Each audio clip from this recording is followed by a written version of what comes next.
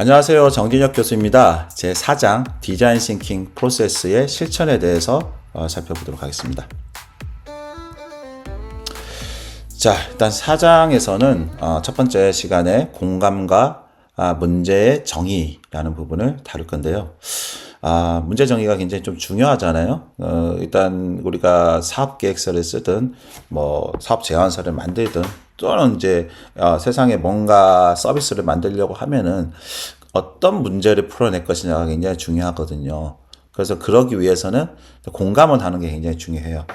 그래서 그러면 이런 문제 정의를 하기 위해서는 어떻게 해야 되냐? 그래서 일단 이제 제가 만든 AI 사업 계획서 100개 보면은 그게 그 트렌드하고 니즈를 발굴하는 것부터 시작되는 걸 볼 수 있어요. 조금 이따가 이제 영상에서 제가 좀 설명을 할 겁니다. 그래서 사용자의 잠재적 니즈를 어떻게 발견할 것이냐. 그래서 제가 이 공감과 문제 정의를 하기 위해서 이 세 개의 질문을 만들어 본 거예요. 잠재적 니즈를 어떻게 발견할 것인가. 그리고 이제 수집된 데이터를 어떻게 의미 있는 인사이트로 전환할 수 있을 것인가. 맞죠? 왜냐하면은 의미 있는 인사이트로 나올 수 있게끔 니즈를 통해 가지고 그걸 가지고 그래서 세 번째 AI를 활용한 사용자 연구는 어떻게 수행해야 하는가. 이런 질문을 좀 제가 만들어 봤어요. 그래서 첫 번째 시간에서는 정량적 데이터와 정성적 통찰을 결합한 효과적인 사용자 이해 방법론 개발이 필요하다라는 걸 얘기했고, 이 4장에서는 좀 그런 내용을 다룰 거예요. 그래서 일단 제가 공공 빅데이터의 사이트에 들어가가지고 데이터를 받는 방법이나 이런 거 좀 소개를 할 거고, 그리고 또 한 가지는 이제 더미 데이터가 있어요. 그냥 갖다 좀 쓸 수 있는 데이터를 가지고 AI로 실습하는 이런 부분들도 다뤄볼까 합니다. 아무튼 그런 부분들이 이제 돼야 여러분들이 AI 프로젝트 베이스드 러닝 방법론으로 실제로 내가 만들고 싶은 사업 계획이라든가 비즈니스 쪽을 해볼 수 있는 거예요. 지금 계신 분들 중에 비즈니스 안 하시는 분들도 괜찮습니다. 하지만 이런 방법론을 익혀 놓으시면 나중에 다른 일을 할 때도 많은 도움이 되실 겁니다. 자, 그래서 이거와 관련된 4.1장 공감과 문제 정의에 대해서 제가 요약한 영상을 먼저 보도록 하겠습니다. 조금 이따 다시 뵙겠습니다. AI 증강 공감과 문제 정의 실전. 사용자의 마음, 어떻게 하면 진정으로 이해할 수 있을까요? 표면적인 요구 너머에 숨겨진 진짜 필요는 어떻게 발견해야 할까요? 그 해답은 사용자의 삶 속으로 깊이 들어가 관찰하고 경청하는 공감과 데이터를 현명하게 활용하는 데 있습니다. 이번 영상에서는 AI의 도움을 받아 사용자를 깊이 이해하는 실전 방법들을 알아보겠습니다. 디자인 싱킹의 첫걸음, 공감과 문제 정의를 AI와 함께 한 단계 더 발전시켜 봅시다. 사용자의 진짜 속마음을 알려면 그들의 실제 삶의 맥락 속으로 들어가야 합니다. 맥락적 관찰은 사용자가 일하는 현장이나 생활 공간에서 자연스러운 행동을 지켜보며 무의식적인 습관이나 불편함을 포착하는 방법입니다. 공감 인터뷰는 개방형 질문과 깊은 경청을 통해 사용자의 경험, 생각, 감정을 심층적으로 이해하는 데 목적을 둡니다. 사용자의 하루를 따라다니는 섀도잉, 일상을 기록하게 하는 문화 탐색 도구나 사용자 일지, 양극단의 사용자를 만나는 극단적 사용자, 인터뷰 등 다양한 방법을 활용하여 사용자의 잠재 니즈를 발견해야 합니다. 직접 관찰하거나 깊은 대화를 통해 발견한 사용자에 대한 예상과 달랐던 점이 있으십니까? 이렇게 수집된 다양한 정보는 인사이트로 종합되어야 합니다. 친화도 다이어그램으로 비슷한 정보들을 묶어 패턴을 찾거나 사용자의 생각과 감정을 정리하는 공감 지도, 대표 사용자를 그리는 페르소나, 경험 과정을 시각화하는 사용자, 여정 지도 등의 도구를 활용합니다. 이 과정을 통해 팀 전체가 사용자에 대한 공통된 이해를 형성하고 문제의 본질에 다가갈 수 있습니다. AI는 이 공감 연구 과정을 효율화하는 조력자가 될 수 있습니다. AI는 소셜미디어나 고객 리뷰 등의 방대한 텍스트를 분석하여 감성 분석을 수행하고 사용자 행동 로그에서 패턴을 식별하며 인터뷰 녹취록 등 비정형 데이터를 분석하여 주제를 추출할 수 있습니다. 데이터 기반으로 가상 페르소나를 생성하는 것도 가능합니다. AI가 사용자 분석을 지원한다면 어떤 기능을 가장 유용하게 활용할 수 있다고 생각하십니까? 더 나아가 AI를 활용한 사용자 연구는 더욱 정교해질 수 있습니다. AI로 사용자 세그먼테이션을 자동화하거나 실시간 피드백을 즉시 분석하고 웹이나 앱에서의 디지털 행동을 정밀하게 분석할 수 있습니다. 가상 사용자 테스트나 다국어 사용자 연구, 심지어 표정이나 음성, 톤을 통한 감정 및 생체 신호 분석까지 시도되고 있습니다. 하지만 AI를 활용한 사용자 연구에는 반드시 윤리적 고려가 필요합니다. 개인정보 보호, 분석 과정의 투명성 확보, 사용자의 명시적 동의, AI 알고리즘의 편향성 인식 및 완화, 그리고 AI 분석 결과에 대한 인간 전문가의 최종 검증 및 해석이 필수적입니다. AI를 활용한 사용자 데이터 분석에서 가장 중요하게 고려해야 할 윤리적 원칙은 무엇이라고 생각하십니까? 결국 AI 시대의 효과적인 사용자 이해는 AI 증강 사용자 연구 프로세스를 통해 이루어져야 합니다. 먼저 연구 목표와 질문을 명확히 설정하고 필요한 데이터 수집 방법을 설계하며 데이터를 수집 및 정리합니다. 다음으로 AI의 분석 능력을 활용하여 패턴과 인사이트를 분석하고 이 결과를 인간 전문가가 맥락에 맞게 깊이 있게 해석합니다. 종합된 인사이트를 바탕으로 핵심 문제를 정의하며 이 문제 정의는 지속적으로 검증하고 갱신해야 합니다. 공감과 문제 정의는 혁신의 방향을 결정하는 가장 중요한 단계입니다.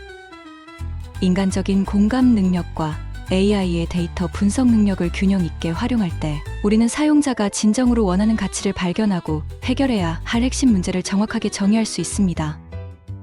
다음 영상에서는 이렇게 정의된 문제를 바탕으로 창의적인 해결책을 탐색하는 아이디어 발상과 프로토타입, 제작 과정을 AI와 함께 어떻게 더 효과적으로 수행할 수 있는지 알아보겠습니다. 자, 4장 디자인 싱킹 프로세스의 실천에 대해서 자세하게 강의를 하도록 하겠습니다. 자, 먼저 4.1장 공감과 문제 정의의 실천입니다. 일단은 앞부분에서 한번 나왔었는데 1장에서도 이 공감과 문제 정의 이게 굉장히 좀 중요해요. 그래서 이 공감에 대해서도 첫 시간 얘기를 했죠. 공감은 뭐라고요? 엠퍼시라고 해서 엠퍼시가 아닙니다. 즉 그래서 직접 현장에서 사람들을 만나고 그들처럼 마치 그 상황에서 들어가서 봐야 된다라는 거예요. 그래서 이제 문제의 진짜 본질과 사용자 진정으로 원하는 가치를 찾아내는 게 굉장히 중요해요. 이게 이제 실전 디자인 싱킹의 핵심입니다. 그래서 이 사이클을 한번 이렇게 살펴보시면은 일단 사용자들은 뭐를 관심을 갖고 어떤 니즈가 있을지 이거를 공감해 봐야 되는 거예요. 내가 사용자가 돼가지고 그 입장에서 한번 봐야 되는 거예요. 그런 다음에 이제 그에 대한 이제 문제를 정의하는 거예요. 문제를 정의하고 그런 다음에 아이디어를 발상해. 이게 다 뭡니까? AI를 활용해서 또 가능한 거죠. 그런 다음에 이제 프로토타입을 실제로 만들어보고 테스트까지 해보는 이게 굉장히 중요합니다. 그래서 이번 과정들을 여기서는 이번 4장에서는 쭉 다룰 거예요. 먼저 이제 4.1장에서는 지금 말한 대로 이제 공감과 문제 정의의 실천편입니다. 자, 그래서 4.1.2절을 보게 되면은 먼저 이제 실전 공감 기법으로 해서 현장 관찰의 기술을 다루고 있어요. 그래서 사용자를 공감하는 가장 기본적인 방법은 그들의 생활에서 실제 현장에 직접 관찰하는 거예요. 그래서 머리로만 하고 이런 거 안 됩니다. 현장에 답이 있다. 이 얘기를 들으니까 제가 예전에 2년이 잠깐 됐었던 지금 현재 경북도지사로 계신 이철우 도지사님이 책을 한 권 주셨었어요. 예전에 만나니까 현장에 답이 있다 이런 책이었어요. 이분은 진짜로 현장을 막 뛰면서 사람을 계속 만나가지고 목소리 듣고 공감하고 하시면서 그 디자인 싱킹을 하셨어요. 그래서 김천시 국회의원 하실 때 3선을 하시고 그래서 전국에서 투표율 지지율 95% 이상 해가지고 최고 많은 득표를 얻었던 분이 현장을 뛰던 분이에요. 그리고 이제 여러분들 미생을 보셨는지 모르겠는데 미생에서 보면 그 장그래하고 같이 그 파트너가 되는 한성유리가 현장이지 말입니다. 맨날 이러면서 이제 블루컬러 얘기를 했었죠.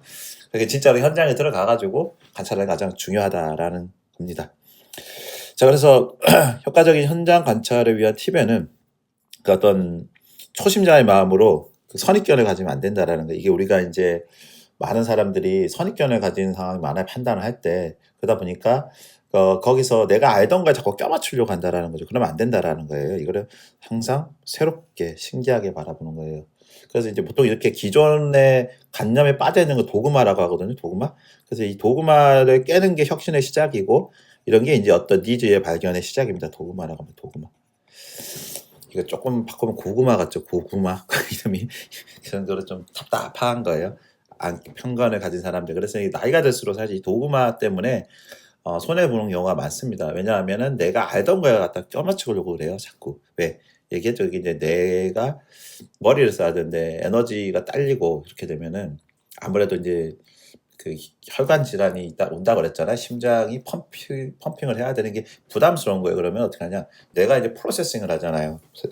그러다 보니까 좀 최소한의 에너지를 쓰기 위해서 내가 알던 거에다 갖다 껴맞추려고 한다라는 거죠. 이랬을 때는 이제 이게 나중에 공감 컨텐츠로 나올 수가 없다라는 부분입니다.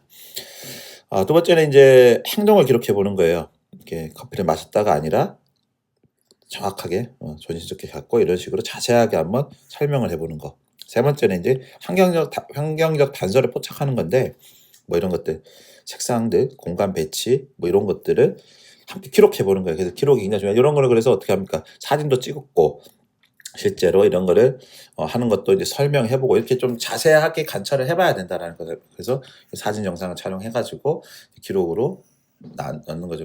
이제 인권 침해라든가 인권 침해라기 프라이버시 침해라든가 이런 거 있으면 안 되니까 조심해야 된다라는 부분입니다. 그래서 이제 관찰할 때는 대상, 장소, 시간 초점을 맞추고 현장에 초심자의 마음으로서 가서 기록하는 거예요. 그리고 기록을 정리해 가지고 초기 발견점을 도출해 보는 겁니다. 자, 그래서 뭐 예를 들어서 이제 인터넷에서 문제라면 인터넷을 이런 식으로 보면 되겠죠. 들어가서 사이트도 보고 또 글도 보고 또 영상도 보고 하면서 그런 것들을 진행해 보는 거예요. 그래서 일단 이제 마케팅이나 브랜드 마케팅이나 뭐 마케팅에서 나오는 게 이제 니즈를 발견하고 원츠 그들이 원하는 거, 필요성과 그들이 진짜 원하는 거, 원츠와 그다음에 이제 시즈 보여줄 수 있는 거를 얘기해요. 그게 이제 요거는 이제 열망이라고도 하는데 aspiration이라고도 합니다. 그래서 필요를 넘어서 숨겨진 욕구와 열망을 이해하는 데까지 나아가야 된다라는 거죠. 그래서 니즈, 원츠, 에스피레이션 굉장히 중요한 부분이에요. 그래서 기본적인 기능은 커피를 마시고 싶다 이런 거고 욕구는 특별하고 맛있는 커피를 마시고 싶다. 더 나아가서 열망은 세련되고 여러운 사람이 되고 싶다. 특별한 경험을 통해 참여 만족을 느끼고 싶다. 뭐 이런 식으로 이제 더 나은 자신이 되고자 하는 근원적인 가치나 목표를 원하는 게 에스피레이션이에요. 그래서 이 부분이 이제 밸류 프로포지션과 연관이 돼요. 그래서 이 열망을 할 수 있는 거를 가치 제한이라고 합니다. 밸류 프로포지션. 항상 이거 많이 나옵니다. 제가 사례 설명할 때 항상 나오는 말이죠. 그래서 사용자의 깊은 이해를 위해서는 니즈와 원치와 에스피레이션을 같이 고려해야 된다. 자, 그래서 요 근원적인 가치 열망이 이게 우리가 항상 얘기하는 VP가 되는 거예요. 예, 밸류 프로포지션이 됩니다. 자, 그래서 이제 두 번째는 이제 실점 공감 기법으로서 심층 인터뷰 노하우가 있습니다. 심층 인터뷰 노하우는 똑같아요. 사용자의 속마음을 이해하는데 심층 인터뷰, 즉 공감 인터뷰가 굉장히 중요해요. 공감 인터뷰. 하지만 단순히 질문과 답을 듣는 게 안 돼요. 진솔한 이야기를 이끌어내고 깊은 공감대를 형성하기 위한 기술이 필요한 거예요. 그래서 이제 항상 강의도 그렇고 뭐 어디 사람을 만날 때 똑같죠. 그러니까 개인을 만날 수도 있고 조직을 만날 수도 있을 때 어떻게 합니까? 아이스 브레이킹을 잘해야 돼요. 그래서 아이스 브레이킹. 그래서 어떻게 바로 본론 들어가지 말고 편안한 분위기를 만든 대화를 하는 거예요. 그래서 서로 이제 공감대, 라포라고 그러죠. 라포를 형성한다 얘기를 합니다. 그래서 지금 뭐 저도 이제 지난주에 로타리의 3640 서울에 있는 가장 큰 지구에 250명 정도의 그 지역 전체 대표단들, 리더들 특강을 했었는데 이분들이 다 리더들이잖아요. 그쪽에 로타리라고 하는 굉장히 개성이 강하고 로타리처럼 둘러 앉아가지고 각각 토론을 하면서 개인이 각자 의견 하나씩 내고 하는 이제 봉사의 마음으로 하는 기부단체예요. 봉사를 통해 가지고 더 나은 세상을 만든다. 뭐 이런 분들이 왔는데 이분들은 한 번에 좀 아이스 브레이킹을 해야 될 거 아니에요. 저 단상도 놓고 아무튼 어쨌든 그 리더들이 왔었기 때문에 뭐 굉장히 좀 이제 이 시작을 어떻게 할까 고민을 많이 했었어요. 그러다가 이제 제가 만든 것 중에 있어요. 그 맛으로 보는 성격. 이게 굉장히 중요한 게 맛이라는 거는 그 우리가 음양 오행에서 온 거예요. 요즘에 음양 오행이라는 게 음양에 대한 이 태극이죠. 태극이 양자역학에서 이제 이거 태극이 이제 그거예요. 이렇게 돼 있는 거. 이 태극 문양이 상보성의 원리라고 해서 상보성. 요게 이제 서로 보완적으로 음과 양이 계속 보완된다. 이렇게 회전하고 있는 거 이렇게 일로 회전하고 일로 회전하면서 어떻게 입체적으로 이렇게 회전하고 있는 거. 3차원으로. 그래서 상보성의 원리가 양자역학의 탄생이에요. 이게 닐스 보어고, 닐스 보어가 실제 노벨상 시상식에 태극마크 문양을 가지고 왔어요. 그 옷을 입고 왔어요. 실제 그리고 그분이 기사자기 받은 방패에 역시 이 태극 문양을 새겨놨습니다. 그리고 우리나라 태극기가 뭐죠? 주역이에요. 8개를 형상화시켜 놓은 게 태극기입니다. 놀랍죠. 우리나라는 그 주역의 국가예요. 거기다 뭡니까? 건공감리 이렇게 있었던 거예요. 이렇게 보면 이렇게 위에가 건, 아래가 이렇게 곤, 감이 어디입니까? 물이잖아요. 그래서 이게 순서가 조금 바뀌었는데, 아무튼 뭐 이렇게 감, 지금 니 이게 이렇게 불이라고 의미하는 거예요. 그래서 요거 8개 중에서 4개만을 대칭으로 해가지고 해놓은 게 태극기입니다. 8개에서 4개만 해놓은 거예요. 핵심이 되는 하늘과 땅. 이거 왜 이렇게 돼 있냐? 곤, 감리 죄송합니다. 예, 하늘과 땅, 그다음에 이제 불과 물 이렇게 해가지고 구성해 놓은 거예요. 자, 그런데 이분들의 그 음양 오행을 보면은 그 사람이 현대 가진 성향이 나와요. 맛에 따라서. 즉 무슨 말인가 하면 내가 제일 싫어하는 맛은 결국은 내가 많이 가지고 있는 거. 에너지가. 그다음 내가 좋아하는 맛은 부족한 거예요. 좋아하니까 땡기는 거 아니에요. 당이 떨어졌다 이러는 거죠. 그래서 실제 이분들한테 제가 테스트를 시켜서 가장 좋아하는 맛, 싫어하는 맛 그래서 해봤더니 거의 다 쓴맛을 싫어합니다. 왜? 다 열정적으로 사는 분들이니까. 이해하시죠? 그래서 이제 그렇게 해서 시작을 했더니 뭐 사람들이 좀 편안하게 듣더라고요. 재밌게 관심을 가지더라는 거죠. 이런 식으로 이제 아이스 브레이킹을 하면서 들어가는 거예요. 자, 근데 이제 이거를 라포를 형성하고 그다음 뭐 하냐? 이제 이거 가장 중요해요. 타스 5 whys 계속 물어보는 거야. 왜? 그게 왜? 도대체 왜? 좀 더 자세히 왜 이렇게 생각하시냐? 이런 식으로 파고 들어가는 거야. 한 5번 정도 해보면 웬만큼 이제 답이 와요. 물론 이렇게 하다 보면 같은 말이 반복되기도 하는데 어쨌든 이 절차를 거치는 게 굉장히 중요하다라는 거. 왜? 사람들은 바로 못 떠올려요. 어떤 대답을 바로 못합니다. 계속 물어봐요. 연상작용들이 물어보면은 자기도 모르게 대답을 한 경우가 많거든요. 또 한 가지 이제 과거 경험 떠올리게 하는 거예요. 떠올리게 하는 거. 했던 경험은 언제였나요? 어땠나요? 이런 식으로 구체적으로 물어봐야 되고, 그 다음에 이제 보여달라고 하는 거예요. 말로 하기 어려우면 뭐 실제 물건을 보여준다든가 행동을 시연해달라고 하는 거죠. 그리고 이제 적극적인 경청을 하는 거예요. 경청이 꼭 듣기만 하는 거 아니죠. 이렇게 반응도 해주고, 대꾸도 해주고, 아유, 그러셨습니까? 뭐 이런 것들까지 해서 경청하면서 이제 비언어적 단서, 몸짓을 어떻게 한다든가, 뭐 눈짓이 어떻다든가 이런 것까지, 목소리 톤이 어떻다든가 이런 것까지도 좀 같이 해야 된다라는 부분입니다. 그래서 이제 뭐 여러분들 항상 할 때 만날 때 뭐 이렇게 그래서 그 영업을 많이 하는 사람들이 제가 옛날에 이제 마케팅 사단법 한국 마케팅 협회 상무로 있을 때 거기 한 분이 이제 영업을 잘하는 분이 있었어요. 영업 30년. 그래가지고 그때 이제 뭐 저도 그때 그 3D 영업이라고 해가지고 거기에 하나가 이제 이 공감이 들어가 있었거든요. 딥 엠퍼시 해가지고 D 하나 들어가고 뭐 그다음에 이제 뭐였지? 아무튼 뭐 제가 그걸 하나 툴을 만들었었는데 그때 그만 왜 3D라고 한 이유도 영업이 어렵잖아요. 어떻게 반대로 생각하면 그렇게 3D 직업일 수 있잖아요. 어려우니까 사람을 관계하니까. 그래서 이분하고 이제 대화를 하는데 재밌는 얘기를 하더라고요. 자기가 영업을 할 때 가장 핵심이 되는 게 그 아이스 브레이킹이라고 그 아이스 브레이킹이 뭔가 하면 어떤 사람을 만났을 때 딱 처음에 그 거부감 없어야 되잖아요. 그래서 이분이 하는 거는 가장 중요한 게 있어요. 뭐냐 일단 이분은 신문은 꼭 보고요. 그러니까 잡화가 돼요. 그리고 그 많은 분야를 그 뭐라고 할까 깊게는 모르고 얇게 알아요. 그리고 심지어 영화, 드라마를 다 봅니다. 자, 이게 왜 그런가 하면은 자, 5가지 어떤 사람을 만났는데 5가지를 어떤 자기가 화두를 가지고 화두제 이런 거죠, 화두. 그래서 그 사람들이 알만한 얘기를 딱 던져가지고 그 사람 공감이 딱 됐을 때 대화가 시작되니까 이걸 할 때 이 사람은 여러 가지 던져보는 거야.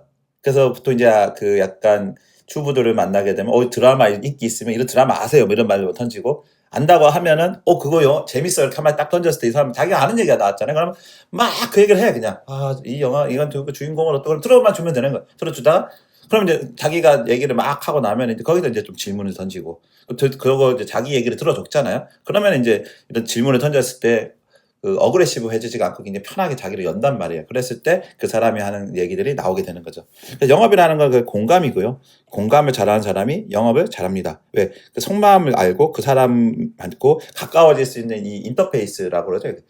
물리적인 인터페이스, 감성적인 인터페이스 찾아내는데 그런 것들을 이제 이런 걸로 했었던 거죠. 그분이. 그래서 영업을 굉장히 잘해요. 그래서 뭐 사달라는 얘기를 안 합니다. 자기가 스스로 자기가 얘기를 하면서 그러면서 자기가 선택하도록 사주고 싶게끔 만들어주는 게 이제 영업의 기술입니다. 사실 그래서 영업은 팔려고 하면 안 팔려요. 그래서 이제 그 영업 책들을 보면은 그게 있죠. 저 쇼호스트 해가지고 되게 잘 나갔던 사람이 쓴 책이 있어요. 팔지 말아요. 그 다음이 더 재밌어요. 사게 하라. 재밌죠? 팔려고 하면 안 된다. 사게 하라. 이 말이 뭐 비슷한 말 같은데 완전 다르다는 거죠. 사게 한다라는 얘기는 그 안에 이제 공감이 들어가고 인터뷰가 들어가고 인터뷰가 하나의 그 사람한테 판매하는 툴로 될 수 있는 거예요. 이해하셨죠? 공감해가지고 나하고 공감대가 형성돼가지고 자기가 스스로 느끼게 되면 사게 된다라는 거죠. 자, 그렇듯이 이제 이런 것도 공감을 하기 위해서 이런 거 알아내야 된다는 거죠. 그 다음에 이제 사용자 경험에 몰입하기인데, 때로는 이제 관찰하거나 인터뷰하는 것을 넘어서 연구자 스스로 사용자의 경험 속으로 직접 뛰어드는 것이에요. 그래서 이제 몰입적 공감이라고 합니다. 그래서 예를 들어서 이제 뭐 하루 동안 살아보는 거야. 그렇게 돼서. 식사, 이런 것들. 그 다음에 직접 사용자가 되어보는 거야. 개발 중인 거를 사용해보거나 타겟을 겪게 된 상황을 한번 해보는 거예요. 그 다음에 이제 문화 탐색도 오고 하는 거예요. 그래서 사용자에게 키트, 뭐 이런 것들을, 결과물을 보면서 가는 거예요. 그래서 사용자 경험 속에 들어가서 이런 걸 해보고, 암묵적 지식, 이렇게 정리되지 않은 것들, 그 다음에 감정적 이해를 증지시켜 주는 거죠. 제가 이제 LG전자 있을 때 저는 글로벌 프로덕트 매니저를 했어요. 프로젝트 매니저하고 프로덕트하고 다른 거는 프로덕트를 위한 프로젝트가 여러 개가 있겠죠. 이렇게 개발해서 하는 프로젝트가 있고, 여기에 인증해서 하는 프로젝트가 있고, 그 다음에, 마케팅에서 하는 그러면 이제 저는 프로덕트 매니저는 이 프로덕트가 처음에 기획부터 시작해가지고 출시까지 되는 모든 공정을 관리하잖아요. 자, 그러다 보니까 이제, 그런 걸 할 때 제가 회사 내부에 있는 LG 예전 샤인폰이 하나가 있으면은, 샤인폰에 관련된 모든 부서 사람들이 프로젝트 하는 사람, 별도 프로젝트 그룹들이 모여요. 대표자들 모아놓고 제가 이제 회의를 진행했었는데, 그 중에 이제 하나가 LG에 있었던, 예전에 요즘 있는지 모르겠어요. 제가 나온 지 좀 돼서, LSR 인스티튜트가 있었어요. 이게 뭐냐, 라이프 스타일 연구소예요. 리서치. 라이프 스타일 연구소였어요. LSR 연구소가 있었는데, 이 곳에서 하는 일이 뭐냐, 그게 이제 직원들이, 예를 들어서 이제 우리가 출시할 국가가 있어요. 뭐 예를 들어서 호주다. 그러면 호주에 가서, 호주에 가서 3개월을 사는 거예요. 어떻게? 홈스테이식으로 하는 거예요. 그래서 그거 가가지고 뭘 연구하냐? 살아보는 거야. 3개월 동안 그 사람 입장에서 살아보면서 어떻게 합니까? 거기서 그 일상을 기록해요. 냉장고를 몇 번 여는지, 그 다음에 TV를 몇 번 보고 끄는지, 그 다음에 물을 몇 번 마시는지, 그리고 스마트폰을 어떤 걸 쓰는지, 뭐 이런 것들을 다 조사해가지고 3개월 동안 데이터를 가져와가지고 사용자 경험으로 이거 해가지고 그 지역의 UI, 그걸 이제 앞에 보여주는, 우리가 스마트폰 딱 들어가 앞에 보여주는 화면 있잖아요. UI. 그 다음에 그 사람들 경험이 몇 번 쓰고 하는 거에 따라서 기능을 넣는 거예요. 그게 이제 UX, 유저 익스피리언스 하거든요. 요걸 설계하거든요. 그러니까 뭐 하나를 개발하고 이럴 때 이런 기법들이 실제 다 들어가 있어요. 사업을 할 때. 그래서 이런 진짜 현장에서 사용자 경험을 쉽게 들어가서 봐야 된다라는 거죠. 실전 프로젝트에서. 그런데 이제 이런 것조차도 어느 정도 이 방향성을 알게 되면은 AI가 알아서 해주는 시대가 와 있다. 얼마나 좋습니까, 살기에. 자, 그래서 그런 게 있고, 이제 요즘에 이제 그래서 데이터와 AI 활용하는 거죠. 요즘 이제 제가 얘기했던 우리 정부 빅데이터 사이트가 있죠. 빅데이터 이름도 딱 좋아요. 그냥 고점 정부 KR에 가시면 43,000개가 넘는 빅데이터가 있어요. 이거를 저번에 얘기했듯이 API 애플리케이션 프로그래밍 인터페이스 해가지고 가져다 쓸 수 있는 파일 형식이라 보시면 돼요. 이렇게 .api로 되어 있습니다. 그래서 이제 이 빅데이터를 활용해가지고 그런 자료들을 갖다 쓸 수가 있다라는 거죠. 예를 들어서 뭐 저런 것들 주부들이 뭘 선호하는지 음식 그러면은 그 어디 저런 데 마켓에서 팔린 것들 있잖아요. 홈플러스나 뭐 대형마트에서 팔린 데이터들이 있을 거 아니에요. 매출, 신선식품 뭐가 팔리고 그러면 이제 그런 걸 통해 가지고 알 수 있죠. 데이터. 이제 그런 거예요. 그래서 일단 AI 기술 덕분에 이제 이런 거 실시간으로 이런 것들 공유가 되고 있고 이제 쿠팡이 그런 거예요. 쿠팡이 대표적인 우리나라 이제 그 가장 대기업이 됐죠. 대기업이 됐는데 쿠팡 같은 경우가 100% 이제 지금 AI로 의해 가지고 돌아가고 있습니다. 그래서 뭔가 어떤 사람이 물건을 딱 사요. 그러면 그거 산 거에 대해서 기록을 하겠죠. 그러고 나서 그거에 대해서 인기가 있는지 비인기인지 그다음에 연관이 뭐가 있는지 왜 좋아하는지 이런 것들 다 분석해가지고 실시간으로 알고리즘이 바뀌는 거예요. 그리고 어떤 게 인기가 막 생기면 가격을 살짝 높이고 인기가 좀 떨어지면 가격을 좀 낮춰요. 할인이 들어가요.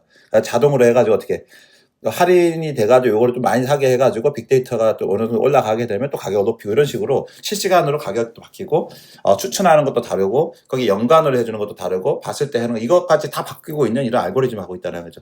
그래서 이제 데이터를 가지고 하고 있다라는 거. 그리고 이제 초창기에는 이제 소셜 리스닝이라는 말이 15년 전부터 나왔던 얘기인데 이런 부분들이 이제 감성 분석하고 이런 걸 하는 것이 굉장히 옛날부터 하고 싶었던 것들이에요. 그런데 이제 옛날에 AI 수준 자체가 이게 맥락 이해, 컨텍스트 분석이 너무 약했었기 때문에 이런 게 잘 안 됐었어요. 인사이트 찾아내는 게. 근데 이제 그게 요즘 오면서 그 감성 분석하고 자연어 처리 능력이 워낙 뛰어나다 보니까 이제 이런 것들을 쉽게 그 부정적인지 긍정적인지 이런 것들을 다 긁어가지고 분석할 수 있는 수준까지 되었습니다. 잘못 보면 좀 편해졌죠. 근데 다 편해졌다는 거예요. 옛날에 이런 게 다 노가다라고 했었거든요. 가서 막 직접 복사해오고 뭐 이런 시대였는데 이제는 자동화되는 시대로 많이 바뀌어 있다. 그리고 이제 AI가 어느 정도로 그런 거를 효율적으로 해준다. 이렇게 보시면 될 것 같습니다. 그래서 이제 이것도 뭐 웹 앱 로그 분석 이런 것도 이제 구글 애널리틱스 해가지고 그거 가지고 했었는데 구글 애널리틱스도 이제는 뭐 AI가 그것도 자동화 시킬 수 있으니까 참 세상이 많이 좋아졌죠. 그다음에 이런 리뷰 평점 이런 것도 그렇고 검색 데이터도 분석하고 이런 것들이 이제 다 AI 기반으로 가고 있다.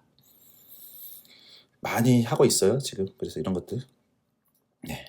그래서 이제 데이터하고 AI 기반 공감 연구는 이제 다양한 사용자 데이터를 소셜 미디어 로고 뭐 이런 것들을 해서 AI 분석 기술이 감성, 토픽 모델링, 행동 패턴, 텍스트 마이닝 합쳐가지고 이렇게 하는 것들이에요. 그래서 이제 인사이트를 해가지고 하는데 이거 뭐가 문제인가 하면 이제 이게 이제 B2C 기업들에는 특화된 B2C 또는 이제 그 어떤 관공서라든가 이런 데는 이런 것들이 많이 있는데 B2C 상품 근데 이제 어떤 그 제조라든가 그 생산하고 B2G 가버먼트 대상으로 하고 B2B로 하는 기업들은 이런 게 좀 약해요.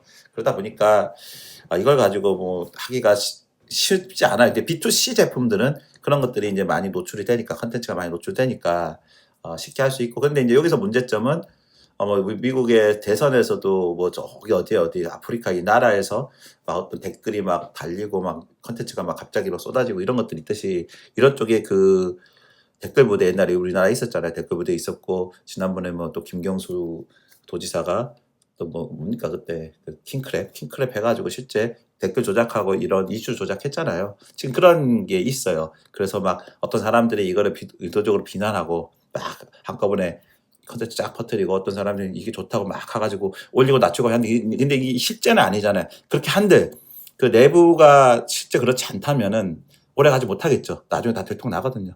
자, 그런 부분들이 있어요. 그래서 요즘은 뭐 이제 AI가 그런 것까지도 이제 그 부정적인 것까지도 탐색할 수 있는 수준까지 가고 있으니까 요즘에 뭐 그만큼 근데 또 깨는 것도 나오고 있어요. 그래서 속도가 너무 빠르다라는 거죠. 자, 아무튼 그렇게 가고 있다. 그래서 이제 앞부분에서 얘기했던 부분인데 그래서 그러니까 데이터와 인간 공감 시너지 창출하는 게 굉장히 중요하다. 그래서 이제 서로 이거는 데이터 기반 분석은 인간이 공감 및 서로 해서 상호 보완적 관계 즉 이거를 이제 우리가 뭐 판단하고 이러는 거를 우리가 이제 하이브리드라고 얘기해요. 하이브리드 서로 섞여 있다, 연결돼 있다. 그리고 이제 뭡니까? 그래 또 휴리스틱이라는 말을 씁니다. 휴리스틱 인간이 같이 해준다. 그래서 서로 균형 있게 조화시킬 때 사용자에 대해서 깊게 이체적인 이해를 도달할 수 있다라는 부분입니다. 그래서 이제 데이터와 공감의 시너지 전략은 데이터로 무엇인지 공감으로 why를 탐색해가지고 데이터 분석을 통해서 이런 문제 현상을. 왜냐하면 패턴 분석 잘 하잖아요. 그래서 심층 인터뷰나 관찰을 통해 Y를 파고든다. 그리고 이제 공간 가설을 해가지고 데이터로 검증한다. 논문들은 데이터 기반 많이 가고 있죠. 그다음에 데이터 기반 사용 세분화와 심층 공감으로 넘어간다. 그리고 정량, 정성 데이터 통합 분석을 통해 가지고 실제 결론을 도출한다. 그래서 이제 어떤 인터뷰나 이런 거 할 때 그 설문도 많이 하잖아요. 요즘 설문도 옛날 같이 막 아주 길게 하지 않고 뭐 구글로 해가지고 보내가지고 그걸 갖다가 뭐 그 의견 같은 걸 받아가지고 옛날에는 그 일일이 막 다 써가지고 하면 어려웠지만 그 결과를 그대로 엑셀로 돌려서 그냥 GPT나 이런 데 돌리면 바로 차트부터 다 나오잖아요. 그러니까 너무 쉬워졌죠. 어떤 데이터 분석 자체가, 패턴 분석 자체가. 자, 그래서 데이터 공간 통합 접근을 이렇게 보게 되면은 일단 정량을 분석하고 뭔데, 얼마나 돼, 규모가 어떻게 돼, 이런 것들. 그다음에 이제 이거를 이제 인간의 정성적으로 들어가는 거예요. 왜 하는지, 어떻게 하는지, 맥락, 감정, 동기가 들어가고 이거 통합을 해가지고 깊고 입체적인 사용자에 대한 강력한 인사이트를 뽑아낼 수 있다. 그래서 AI가 있는 덕분에 훨씬 속도가 빨라지고 효율성이 높아졌고 또 정확도가 높아졌다 이렇게 보시면 됩니다.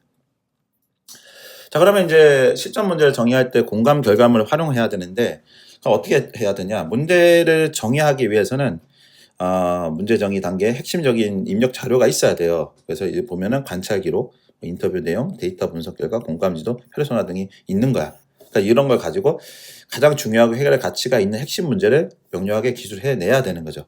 그래서 이제 이거 할 때 뭐 공감 지도, 그다음 페르소나, 사용자 여정 지도 같은 도구들을 많이 사용한다라는 거예요. 그래서 공감 단계 결과물을 가지고 이런 것들 가지고 이제 핵심 문제 영역에서 반복되는 페인 포인트, 그 힘든 점들, 그 고통들 해주고 충족되지 않은 니즈를 발견해가지고 문제 정의하는 그 작성 기반을 마련한다라는 부분입니다. 그래서 사실 이제 이런 사용자가 실제 이런 거를 쓰고 있는 거를 이제 지도처럼 이렇게 좀 나열해서 해보면은 거기서 단계적 어려움들이 발견될 수 있어요. 그래서 이제 그런 것들을 집중해가지고 가야 된다. 그리고 이제 페르소나라는 하는 거는 고객을 정의해야 되니까 사용자에 대해서 뭐 30대 주부 뭐 관심사 이런 것들을 미리 정해가지고 한다라는 거죠. 그랬을 때 더 명쾌하게 나온다. 그다음에 이제 프레이밍 질문 던지는 건데 해결 가능한 과제로 좀 이렇게 프레이밍이 뭡니까? 창문같이 이렇게 딱 범위를 이렇게 정하는 거잖아요. 이거 프레이밍이라고 그러죠. 그래서 프로블럼 프레이밍 작업을 하는 거예요. 그래서 단순히 문제를 기술하는 것을 넘어서 어떤 관점에서 문제를 바라보고 해결 모색할 것인지를 찾아내는 거예요. 그래서 이제 그런 기법들이 있는데요. 질문들이 있는데 근본 원인은 무엇인가? 루트 코즈라고 그래요. 이것도 제가 1장에서인가 2장에서 한번 했었죠. 그래서 표면적인 문제에 넘어 진짜 이유, 5Whys, 문제 나무 같은 거 한다. 그다음에 사용자 관점에서 재정의 한다면 유저 센트리 뷰, 사용자 문제를 어떻게 느끼는가? 그들의 입장에서 문제를 다시 기술한다. 이것도 앞에 있었죠. 그다음 긍정적인 기회로 바꾼다면 이 문제를 해결했을 때 긍정적인 가치나 기회를 창출할 수 있는가? 이런 부분. 자, 그리고 이제 문제의 범위 좁히고 한다면 이제 스코핑이라고 하는데 너무 광범위하면은 더 구체적으로 정의하고 너무 협소하면 넓힌다 이런 거를 스코프로 정한다 합니다. 스코핑. 그리고 이제 핵심 가정이에요. 그래서 이 문제를 가설이죠. 바라보는 방식의 암묵적인 가정은 무엇인가. 그래서 이제 이런 것들을 가지고 쉽게 이제 다 정리하면 이렇게 근본 원인이 뭐야? 사용자 관점 뭐야? POV. 그다음에 기회 관점 뭐야? 범위 조절은 뭐야? 핵심 가정 이렇게 해가지고 문제 정의를 한다라는 부분이에요.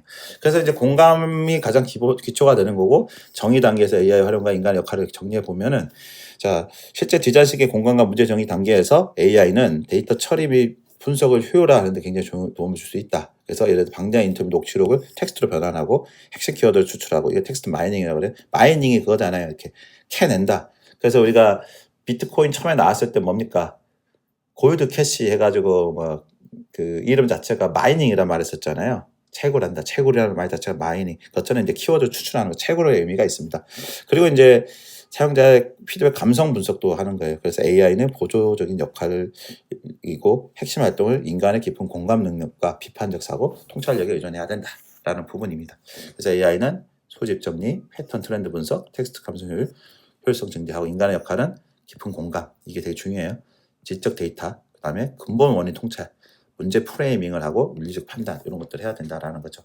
그래서 AI가 분석한 데이터는 중요한 참고 자료가 될 수 있지만 그 데이터 너머의 사용자 이야기와 의미를 읽어내고 최종적으로 어떤 문제를 어떻게 정의할 것인지를 하는 것이 인간 고유의 능력입니다.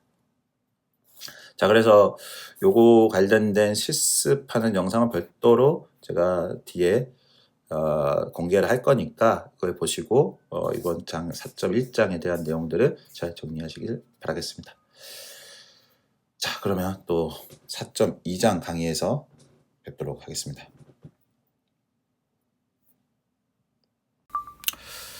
자, 린캔버스 기반의 린스타트업 캔버스 기반의 AI 사업 제안서를 사례를 시작하도록 하겠습니다. 자, 여기서 다루는 거는 이제 AI 사회 문제 해결 플랫폼 사업 제안서예요. 그 중에 이제 AI 기반 독거노인 돌봄 솔루션입니다. 요즘에 이제 독거노인들이 고독사가 많이 일어나고 있잖아요. 그리고 초고령화 사회로 가고 있어서 특히 이제 지방에 가보면 빈집들이 많습니다. 할머니 할아버지들이 혼자 살고 계신데 이런 분들을 어떻게 좀 뭐 그래서 이제 사회 요양보호사라고 하는 직업이 생겨서 시골 가보면 이제 50대 이런 분들이 50대 60대 분들이 60대도 이제 젊잖아요. 그 진짜 7, 80대 되시는 분들 차로 다니면서 그 비용을 좀 받고 관리를 해줘요. 찾아가는 서비스. 실제 이런 걸 하고 계신데 지금 뭐 이제 베이비 부모 1, 2차 베이비 부모 1,500만 명이 대량으로 이제 은퇴를 했잖아요. 그리고 기존에 있는 노인들이 그러니까 지금 노인 공화국이 돼가고 있어요. 이게 말이 좀 부적절할 수도 있는데 노인 공화국이면 나쁜 건 아니잖아요. 그만큼 이제 고령화가 초고령화 사회로 가고 있고 젊은 층의 인구는 굉장히 줄어들고 있다 이런 얘기를 말씀드리고 싶었던 겁니다. 그래서 그러면 이런 분들을 돌보는 것 자체가 우리가 사회 문제를 해결하는 거잖아요. 그래서 한번 제가 준비를 해봤어요. 저도 이쪽에 좀 관심이 있었고 제가 이제 이런 빅데이터 프로젝트나 AI 프로젝트 같은 것들은 이제 제안서 쓰는 거를 좀 많이 했었거든요. 그러다 보니까 이런 비슷한 내용들이 많이 있었어요. 그때 이제 생성형 AI가 있기 전에. 하지만 있기 전에도 이런 과정은 똑같이 거쳐서 니즈와 원칙가 있었겠죠. 단 이제 이게 생성형 AI가 오면서 훨씬 더 고도화되고 좋아졌다 이런 차이밖에 없습니다. 자, 그래서 똑같이 목차를 보겠습니다. 그래서 일단은 뭐 전체 요약을 하고요. 전체 요약을 하고 이제 문제를 첫 번째 문제를 그 고객들 니즈와 똑같이 얘기했죠. 니즈 원칙 원하는 것이 무엇인지 그리고 열망 이제 이게 갇힌 거죠. 에스피레이션을 해가지고 문제를 이제 정의를 하고 문제를 찾아가지고 이제 거기서 어떤 고객에게 할 것인지 이게 린캔버스 방식이잖아요. 그래서 이제 고유 가치를 제안하고 해결책을 만들어냅니다. 그래서 이런 뭐 음성 인식 기반 활동 모니터링, 건강 데이터, 챗봇, 지역 사회 서비스 그리고 이제 어떻게 하면 이거를 어떤 성과를 낼 것인지 그리고 어떻게 채널로 이거를 커뮤니케이션을 할 것인지 그리고 비용은 어떻게 돈을 뱉고 비용은 어떻게 설계해 가지고 돈을 벌 것인지 그리고 이제 우리의 차별화는 무엇인지 이제 요약한 펜타곤 모델로 정리해드리겠습니다. 자, 이 모델은 그래서 한번 쭉 읽어볼게요. 그냥 자 그래서 AI 기반 독거노인 돌봄 플랫폼 구축을 통해 독거노인은 고독사, 건강 악화, 정보 소외 등의 사회적 문제를 해결하고 삶의 질을 향상시키는 것을 목표로 합니다. 그래서 기존 돌봄 시스템의 한계를 극복하기 위해 AI 기술을 활용하여 비침습적이고 상시적인 모니터링 그리고 건강 데이터 분석 및 정서 케어 그리고 지역사회 연계 통합적으로 제공합니다. 그래서 돌봄이 필요한 노인에게는 안전하고 건강한 생활과 정서적인 안정감을 그리고 가족에게는 안심을 관련 기관에 및 지자체의 효율적인 돌봄 서비스 제공 관리 솔루션 제공하는 가치를 창출한다라는 거예요. 그래서 이제 플랫폼은 지자체 및 정부 보조금 기반으로 운영하고 유료 부가 서비스와 뭐 B2B 솔루션 등을 통해 수익을 확보하고 AI 기술 기반 독점 우위를 바탕으로 사회 문제 해결에 기여하고자 합니다. 자, 문제를 보겠습니다. 어떤 기회가 있었냐? 자, 독거노인 인구 증가와 함께 고독사, 건강 악화, 정보 소외 등 다양한 사회 문제가 이렇게 되고 있어요, 지금. 그래서 기존의 대면 돌봄 중심 서비스는 인력이 부족하고 시간적 대역이 와 있어요. 지금 실제 전국적으로 요양보호사도 많이 양성이 됐는데 실제 이제 그 요양보호사 자격증을 딴 사람들이 자기 부모님을 보호하려고 따는 사람들이 많아요. 자기 부모님도 자기가 그 일정 비용을 받고 요양보호를 할 수 있거든요. 찾아가가지고 뭐 이런 활동들이 있는데 그런 사람들이 많은데 우리나라 그 갑자기 이제 X 세대죠. 우리가 70, 80, 70년대 세대, 60년대생은 이제 베이비 부머 세대고 이 세대들도 이제 같이 늙어가고 있잖아요. 그러다 보니까 50대들은 또 잘 안 해 일을. 그럼 60대 이상이 하는데 그다음 젊은 사람이 없는 거예요.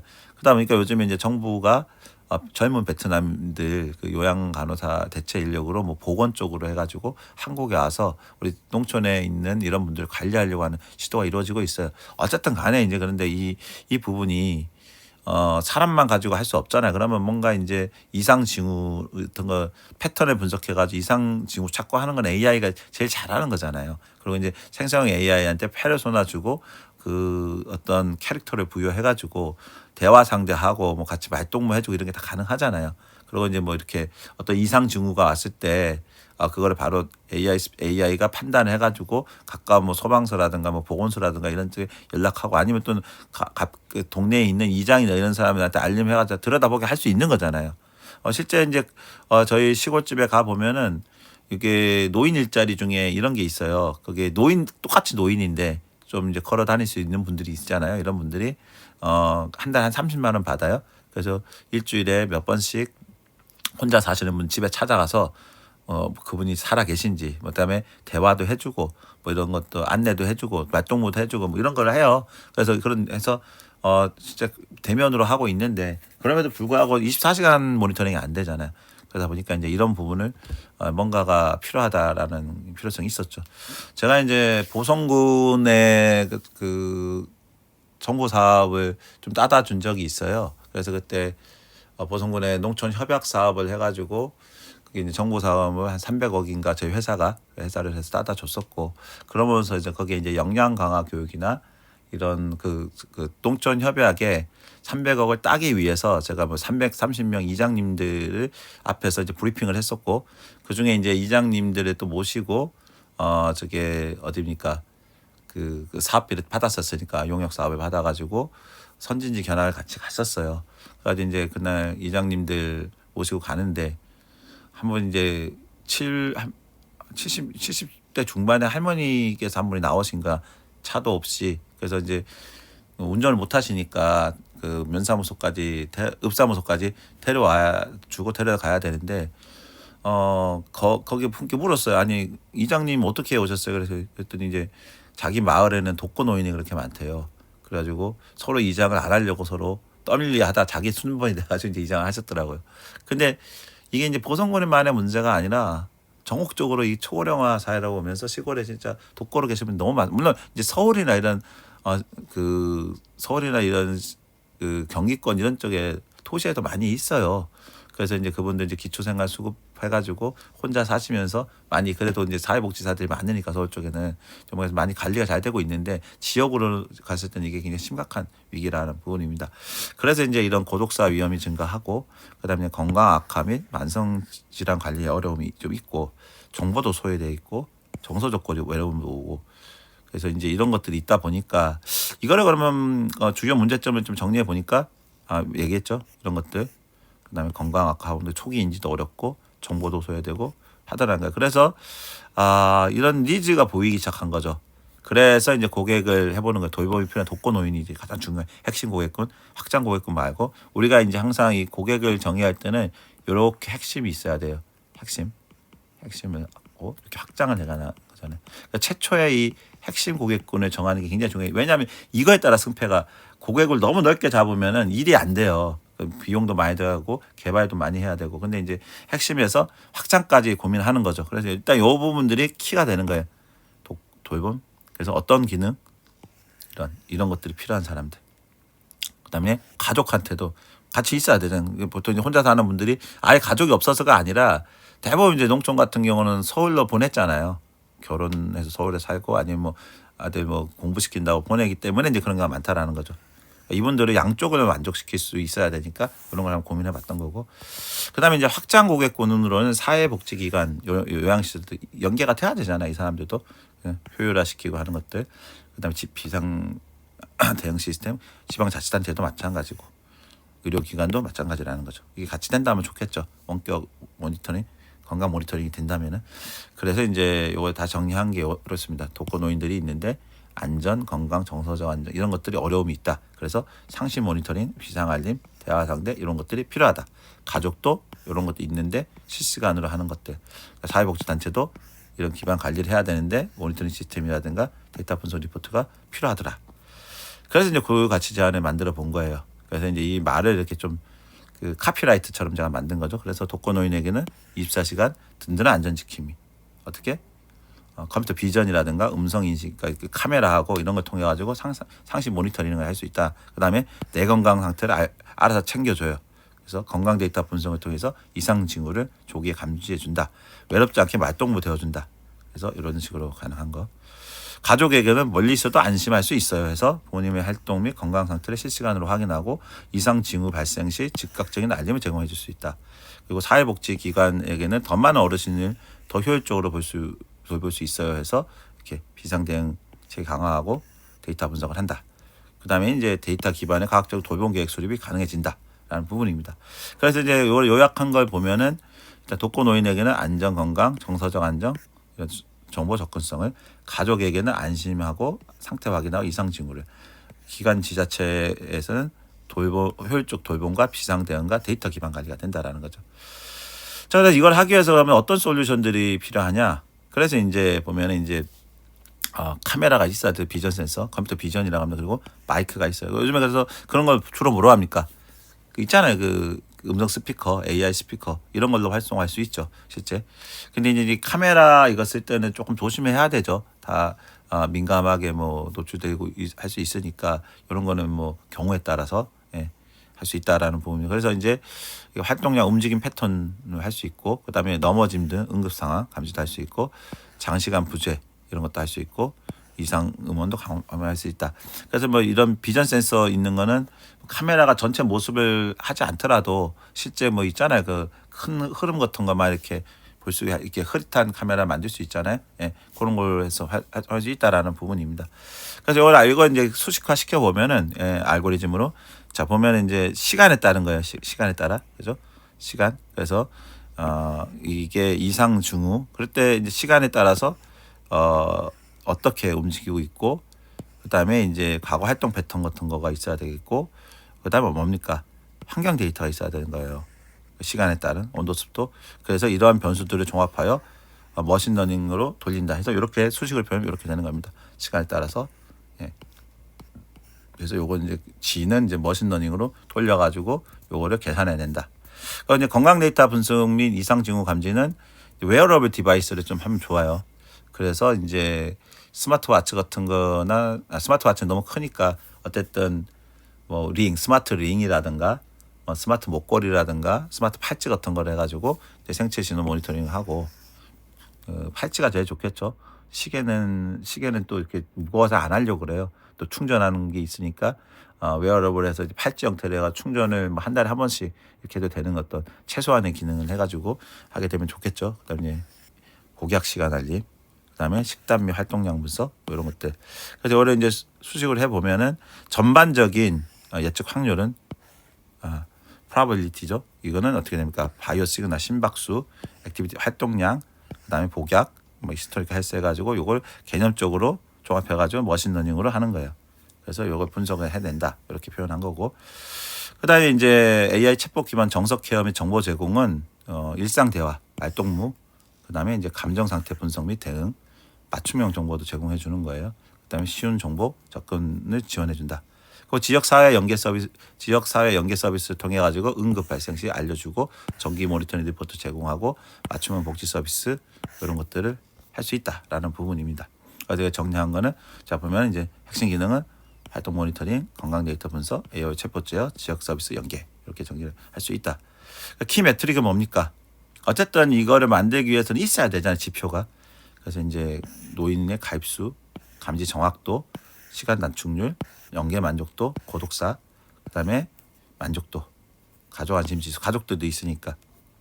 그래서 뭐 예를 든다면 이제 서비스 확산을 위해서 독거 노인 수가 필요한 거예요. 언제? 3년 내 뭐 몇천 명. 뭐 너무 적죠. 안전 건강은 이상 징후하기 때문에 지금 감지 95%, 응급 상황 알림도 1분 이내, 챗봇 주간 평균 대화가 주간 평균 30분 이상, 사회적. 그래서 이런 식으로 예시를 정확하게 들어가지고 정리하면 주면 좋습니다. 자, 그래서 이제 채널은 그러면 어떻게 할 수 있냐? 그래서 일단 지자체 사회복지기관 협력이 굉장히 중요하잖아요.